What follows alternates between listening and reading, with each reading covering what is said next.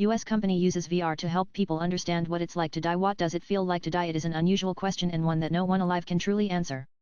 But one company in the US is offering a chance to come close through virtual reality.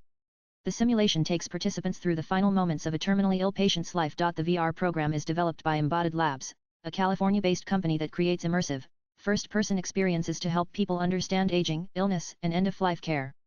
Star Tribune writer Richard Chin recently visited the university to try out one of their most intense simulations at the Clay Lab, where he stepped into the role of a 66-year-old man named Clay Crowder, diagnosed with stage 4 lung cancer. Strong emotional reactions are common, warns the introduction to the simulation.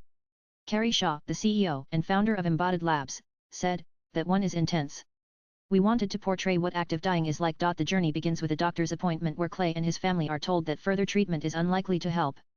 "I'm afraid it's not good news," the doctor says. While Clay's daughter clings to the idea of continuing treatment, the doctor gently guides the family toward accepting that palliative care is now the best option. From there, the simulation moves through Clay's final days. Chin sees the world through Clay's eyes as he lies in bed at home, surrounded by loved ones. His breathing becomes difficult, his fingertips look bluish, and for a short time, his skin turns see-through.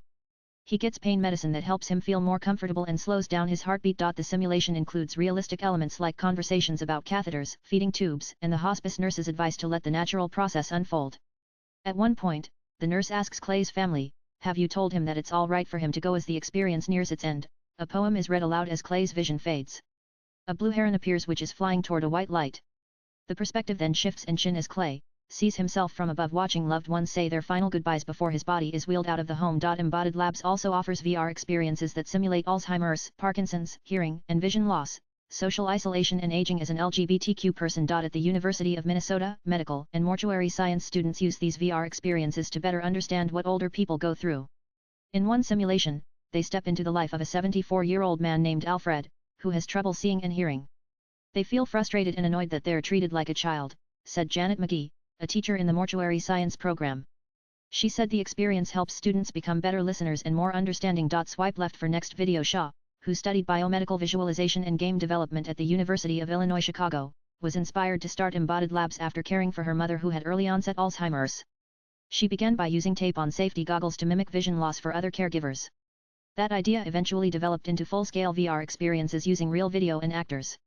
"We're really trying to capture the narrative of real lived experiences," Shaw said. These simulations are used in training by medical schools, nursing programs, and social work departments to help build empathy among students and professionals programs at universities. They are also used to train staff at VA hospitals, government-run social services, senior care homes, home care services, and hospice centers. Latest blogs.